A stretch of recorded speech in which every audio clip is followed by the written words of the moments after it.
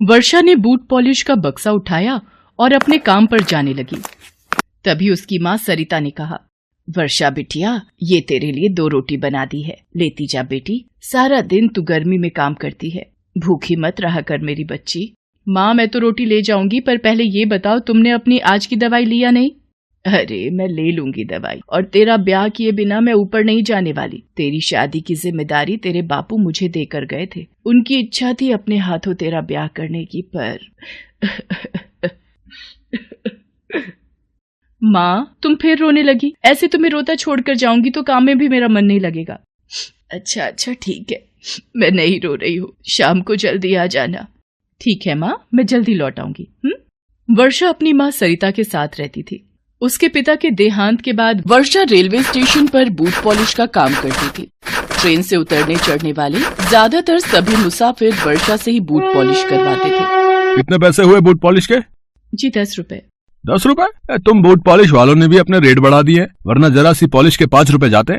साहब, हर चीज महंगी हो गई है। आप किसी भी बूट पॉलिश वाले से पूछ लो, सब 10 रुपए ही लेते हैं। मैंने कोई ज्यादा पैसे नहीं मांगे। वर्षा को रोजाना ऐसी ही बातों को सुनना पड़ता था।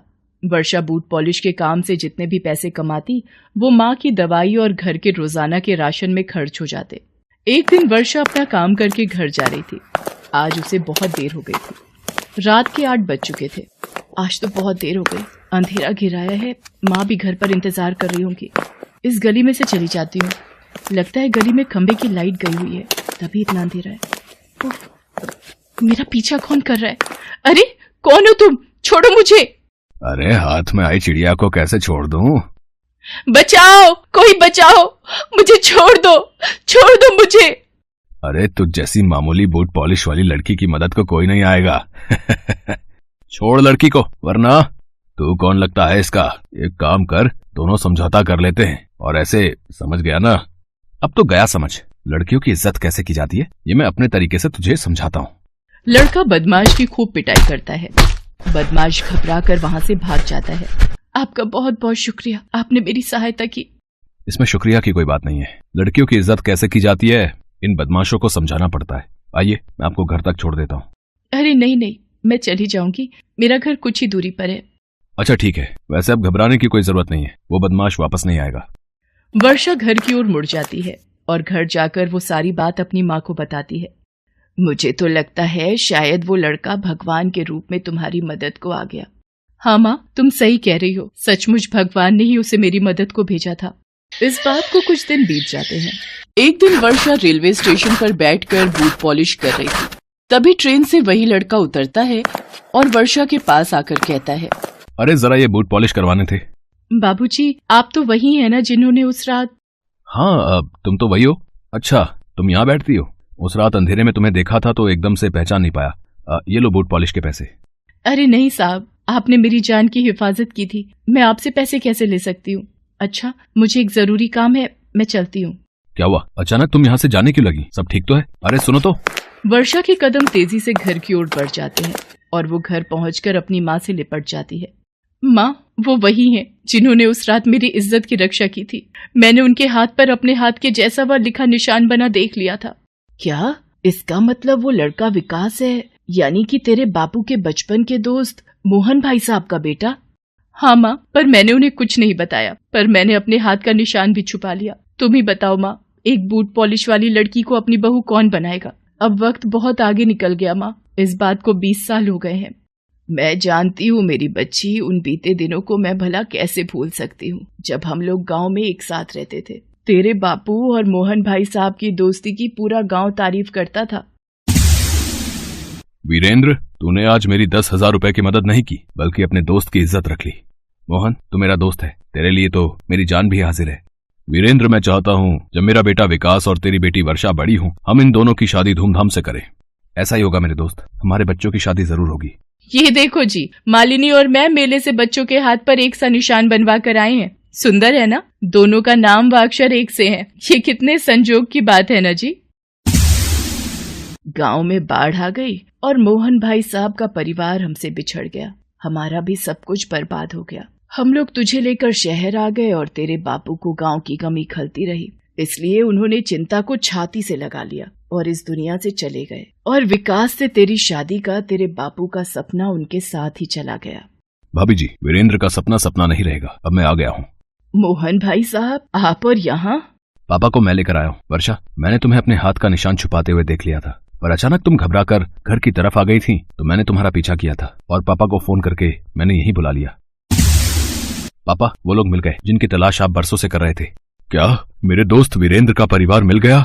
और मैं भागा चला आया। मेरा दोस्त वीरेंद्र अब इस दुनिया में नहीं रहा। एक वक्त था भाभी, जब वीरेंद्र ने मेरी मदद की थी। मालिनी के दुनिया से चले जाने के बाद हम दोनों बाप बेटे बिल्कुल अकेले हो गए थे, पर मैंने भी पुराने दिनों को हमेशा याद रखा। वो तो भगवान का लाख लाख शुक्र है कि विकास को वर्षा बिटिया मिल गई, वरना हमने तो आप सबसे मिलने की उम्मीद ही छोड़ दी थी। क्या मालिनी भाभी अब इस दुनिया में नहीं है? पर भाई साहब, अब सब कुछ बदल गया है। आप तो जानते ही हैं हमारे हालात कैसे हैं। माँ बिल्कुल सही कह रही है बाबूजी। मैं रेलवे स्टेशन पर बूट पॉलिश का काम करती हूँ, और एक बूट पॉलिश वाली भला आपके घर की बहू कैसे बन सकती है? वर्षा, तुम्हें शर्माने की कोई जरूरत नहीं है। तुमने ये काम मजबूरी में किया है। अपनी माँ की देखभाल करना, अपने परिवार को चलाना, तुम सचमुच मेरे काबिल हो। तुमसे शादी करके तो मेरा जीवन सफल हो जाएगा। भाभी, अब आप भी हाँ कह दो, ताकि मैं अपने दोस्त की आखिरी इच्छा पूरी कर सकूं। सरिता शादी के लिए हाँ कह देती है। वर्षा की आंखें आंसुओं से भर जाती हैं और वो अपनी माँ से लिपट कर रोने लगती है। वर्षा के नसीब में खुशियां लौट आती हैं। विकास और वर्षा की शादी हो जाती है और वर्षा के पिता की आखिरी इच्छा पूरी हो जाती है। जरा मेरा मेकअप अच्छे से कर दो अंजलि, आज शादी में जाना है। हाँ चाची, आप चिंता मत करो, हम तीनों बहनें मिलकर आपका बहुत अच्छे से मेकअप करेंगी। ये बोलकर अंजलि अपनी दोनों बहनों के साथ मिलकर उस औरत का मेकअप करती है। उसके बाद वो औरत अपने आप को आईने में देखती है तो उसके होश उड़ जाते हैं। खुश होकर वो अंजलि के हाथ में 500 रुपए दे देती है। अंजलि, माधुरी और अनुराधा तीनों बहनें हैं। तीनों बिलासपुर नाम के एक गांव में अपने माता पिता के साथ रहती हैं। वो लोग बहुत गरीब है, इसीलिए तीनों बहनें मिलकर गांव की औरतों को सजाने का काम करती हैं। ये काम करते करते उन तीनों को इस काम से प्यार हो जाता है। वो तीनों इस काम में माहिर हो जाती हैं। इसीलिए गांव की औरतें सजने के लिए इन तीनों बहनों को ही हमेशा बुलाती हैं। इसी तरह अंजलि का घर चलता है। मगर अंजलि के पिता मोतीलाल तीनों बेटियों की शादी को लेकर बहुत चिंतित हैं। वो अपनी पत्नी बिमला से कहते हैं, बिमला, मुझे तो बस एक ही चिंता सताती है कि इन तीनों की शादी कैसे होगी। हाँ जी, मैं भी हमेशा यही सोचती रहती हूँ। तभी वहाँ पर अंजलि अपने दोनों बहनों के साथ आ जाती है और कहती है, क्यों पिताजी, शादी करना जरूरी है क्या? ये तो क्या कह रही है बेटी? अगर शादी नहीं हुई तो लोग उल्टा सीधा कहेंगे। मगर शादी करने के बाद हम काम न कर सके तो? हाँ, हमें ये काम करने में मजा आता है। अरे बेटी, शादी के बाद काम करने की क्या जरूरत है? तुम लोग बस घर संभालना सीखो, काम तो तुम लोगों के पति करेंगे ना। मगर माँ, कोई अगर मगर नहीं, शादी तो करनी ही होगी। अगर जरूरत पड़े तो मैं इस घर को गिरवी रखकर तुम लोगों की शादी करवाऊंगा। तीनों बहनें चुप हो जाती हैं। अगले ही दिन उन लोगों के लिए रिश्ता आता है। शहर में कौशल्या नाम की एक औरत रहती है। उसके 3 बेटे हैं, राजीव, राघव और राहुल। कौशल्या अपने तीनों बेटों की शादी के लिए लड़कियां ढूंढ रही है। अंजलि, माधुरी और अनुराधा की तस्वीरें देखकर कौशल्या अपने बेटों की शादी के लिए हाँ कर देती है और साथ ही साथ दहेज में 3 लाख रुपए भी मांगती है। मोतीलाल अपना घर गिरवी रख देता है और राजीव, राघव और राहुल के साथ अंजलि, माधुरी और अनुराधा की शादी हो जाती है। तीनों बहनें ससुराल चली जाती हैं। ससुराल पहुंचते ही कौशल्या सारे नियम कानून बताने लगती है। ध्यान से सुनो, इस घर के कुछ नियम हैं। तुम लोगों को सुबह 4 बजे उठना पड़ेगा और उठकर घर का सारा काम करना पड़ेगा। अनुराधा कहती है, माँ जी, सुबह 4 बजे उठना पड़ेगा? मगर मुझे इतनी जल्दी उठने की आदत नहीं है। ये सुनकर कौशल्या गुस्से में चिल्लाकर कहती है, तो आदत डाल लो। इस घर में रहना है तो ये सारे नियम मानने पड़ेंगे, नहीं तो इस घर से निकाल दी जाओगी। नहीं माँ जी, वो छोटी है ना, समझती नहीं है। आप चिंता मत कीजिए, मैं उसे समझा दूंगी। हाँ, ठीक से समझा देना, और मैं जब जो बोलूंगी चुपचाप वो करना, समझ गई? जी माँ जी। ठीक है, अब काम पर लग जाओ। तीनों घर के काम में जुट जाती हैं। उधर दूसरी तरफ अंजलि का पति राजीव एक दूसरी लड़की के साथ पार्क में बैठा हुआ है। इस लड़की का नाम पायल है। पायल कहती है, राजीव, ये तुमने बिल्कुल सही नहीं किया। मेरे होते हुए तुमने किसी और से शादी कैसे कर ली? हम भी शादी करेंगे पायल, तुम बस थोड़ा इंतजार करो। मैंने पता किया है, राघव और राहुल की भी गर्लफ्रेंड है, मगर उन दोनों ने भी माँ के कहने पर उन गांव की गवारों से शादी कर ली। हम तीनों मिलकर सोचते हैं कि आगे क्या करना है। ये बोलकर राजीव पायल को समझा देता है, मगर उसे कुछ समझ में नहीं आ रहा है कि वो करे तो क्या करे। इसके बाद कुछ दिन बीत जाते हैं। अंजलि, माधुरी और अनुराधा मन लगाकर घर के काम करती हैं।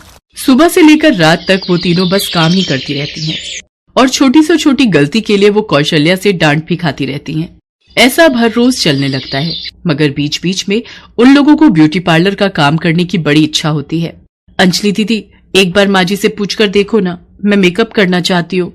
एक बार बात करो ना दीदी। काम तो मैं भी करना चाहती हूँ बहन। ठीक है, मैं माँ जी से बात करती हूँ। अंजलि जब कौशल्या से काम करने की इजाजत मांगती है तब कौशल्या गुस्सा होकर कहती है, तुम्हारी हिम्मत कैसे हुई ऐसी अनाप शनाप बात करने की? इस घर की बहुएं कभी बाहर काम नहीं करती और कभी ये सब मत बोलना। अंजलि समझ जाती है कि काम करने की इजाजत तो कभी नहीं मिलेगी। उसी शाम को कौशल्या बाहर कहीं जाती है। घर पर बस अंजलि, माधुरी और अनुराधा हैं। तभी उनकी पड़ोसन जानकी चाची वहां पर आती हैं। क्या बात है जानकी चाची, अभी तो माँ जी नहीं है, आप बैठिए, माँ जी अभी आ जाएंगी। अरे देखो ना अंजलि, क्या मुसीबत है, यहाँ एक भी अच्छा ब्यूटी पार्लर नहीं है। एक था, आज वो भी बंद है। मुझे शादी में जाना है, अब मैं कैसे सजूंगी? ये सुनते ही तीनों के दिमाग में एक आइडिया आता है। चाची, असल में हम लोगों को ब्यूटी पार्लर का काम आता है, हम लोग गांव में करते थे, आप चाहे तो हम आपका मेकअप कर सकती हैं। ये सुनकर जानकी बहुत खुश होती है और राजी हो जाती है। अंजलि, माधुरी और अनुराधा मिलकर जानकी का मेकअप बहुत अच्छे से करती हैं। जानकी चाची इतनी खुश होती हैं कि तीनों को 3000 रुपए दे देती हैं। ये लो, तुम लोगों ने मेरा हुलिया ही बदल डाला, यहाँ किसी को ऐसा मेकअप करना नहीं आता। और तभी कौशल्या वहां पर चली आती है और अंजलि को पैसे लेते हुए देख लेती है। और ये देखने के बाद कौशल्या गुस्से में आग बबूला हो जाती है। क्या मेरे मना करने के बावजूद तुम लोग पैसों के लिए मेकअप कर रही हो? मेरी बातों का उल्लंघन कर रही हो? नहीं माँ जी, आप जैसा सोच रही है वैसा नहीं है। कैसा है वो मुझे दिख रहा है। निकल जाओ मेरे घर से, अभी के अभी निकल जाओ। अरे कौशल्या, गुस्सा क्यों करती है, जाने देना। तू चुप रह जानकी, तुझे तो मैं बाद में देखती हूँ। जानकी वहाँ से चली जाती है और तभी राजीव, राघव और राहुल गले में वरमाला पहने हुए वहाँ प्रवेश करते हैं। उन लोगों के साथ उनकी नई पत्नियां हैं। राजीव कहता है, माँ, पता है आप गुस्सा करेंगे, मगर हमने फिर से शादी कर ली। मैं पायल से प्यार करता हूँ माँ, इसलिए। मैं पूजा से प्यार करता हूँ माँ। मगर गुस्सा होना तो दूर की बात है। ये देखकर कौशल्या खुश हो गई। बिल्कुल सही किया बेटा, ये लोग तो वैसे भी कुछ काम के नहीं हैं। मेरे मना करने के बावजूद इन लोगों ने पैसों के लिए काम करना शुरू कर दिया। मैं तो इन तीनों को अभी निकाल दूंगी घर से। हाँ हाँ, अंजलि निकल जाओ इस घर से। माधुरी, तुम भी निकल जाओ। हाँ हाँ, अनुराधा तुम भी। मैं आज से मेरी नई बीवी के साथ रहूंगा। अंजलि, माधुरी और अनुराधा तीनों रोने लगती हैं, मगर कौशल्या और बाकी सभी मिलकर उन तीनों को घर से निकाल देते हैं। अंजलि, माधुरी और अनुराधा तीनों रास्ते में रात गुजारती हैं और सुबह तीनों की तीनों उल्टियां करने लगती हैं। तभी वहाँ पर जानकी चाची आ जाती हैं और तीनों को अस्पताल लेकर जाती हैं। वहाँ पता चलता है कि तीनों की तीनों प्रेग्नेंट हैं। अंजलि रो पड़ती है। अब क्या होगा, हम कहाँ जाएंगे? हमारे पेट में बच्चा है, उसे हम कैसे जिंदा रखेंगे? अंजलि, तुम लोग मेरी बेटियों के जैसी हो, मैं तुम लोगों की मदद करूंगी। तुम तीनों मेरे घर में मेरे साथ रहोगी और मैं घर के बाहर एक ब्यूटी पार्लर खोल दूंगी। तुम लोग वहाँ काम करना, देखना औरतों और लड़कियों की लाइन लग जाएगी। तीनों को सहारा मिलता है। वो तीनों जानकी चाची के घर रहने लगते हैं। घर के बाहर पार्लर भी खुल जाता है और तीनों वहाँ काम करने लगती हैं। जानकी चाची ने सही कहा था, यहाँ अच्छा ब्यूटी पार्लर नहीं है, इसीलिए तीनों बहनों के पार्लर में धीरे धीरे भीड़ बढ़ती जाती है। तीनों बहनें मन लगाकर काम करती हैं और बहुत सारे पैसे कमा लेती हैं। इसी तरह वो तीनों इलाके में फेमस हो जाती हैं। सभी तीनों से प्यार करने लगते हैं। ऐसे उन लोगों के पास बहुत पैसा आ जाता है। उधर कौशल्या के घर में परेशानियां शुरू हो जाती हैं। तीनों नई बहुएं बहुत खर्चा करते हैं। ऐसे धीरे धीरे उनके सारे पैसे खत्म होने लगते हैं। वो लोग घर का कुछ काम भी नहीं करती हैं, इसीलिए राजीव, राघव और राहुल ऑफिस भी लेट पहुंचने लगते हैं और इसी वजह से तीनों की नौकरी भी चली जाती है। वो लोग कंगाल हो जाते हैं। छी राजीव, तुम्हारे पास तो अभी पैसे भी नहीं है। मैं किसी भिखारी के साथ नहीं रह सकती, मैं जा रही हूँ। पायल घर छोड़कर चली जाती है और साथ ही साथ बाकी दोनों बहुएं भी। तब कौशल्या कहती है, बेटा चल अंजलि के पास चलते हैं, सुना है वो तीनों बहुत कमा रही हैं। चल उन तीनों को वापस लाते हैं। कौशल्या और उसके तीनों बेटे अंजलि के पास जाते हैं। अंजलि अपनी दोनों बहनों के साथ ब्यूटी पार्लर में काम कर रही थी। सब सुनकर अंजलि कहती है, हम नहीं जाएंगे वापस। नहीं जाएगी मतलब? मैं तेरा पति हूँ। और मैं तेरी सास। अगर बात नहीं मानी तो मैं मार मार के तुम तीनों को यहीं दफन कर दूंगी। तभी इलाके की सारी औरतें वहां पर चली आती हैं। जानकी भी चली आती है। ए कौशल्या, इन लोगों को हाथ मत लगाना। इन लोगों को जब घर से निकाल दिया था तब नहीं याद आया था कि ये लोग तेरी बहुएं हैं? सभी पकड़ लो इन चारों को, अभी पुलिस आती ही होगी। पुलिस आती है और उन चारों को गिरफ्तार करके ले जाती है। उन लोगों को आजीवन कारावास की सजा मिलती है। तीनों बहनों को इंसाफ मिलता है। कुछ महीनों बाद तीनों की गोद में एक हंसता खेलता बच्चा आता है। ब्यूटी पार्लर के जरिए वो लोग बहुत अमीर हो जाती हैं और ऐसे ही सभी खुशी खुशी जीवन बिताने लगती हैं। Thanks for watching.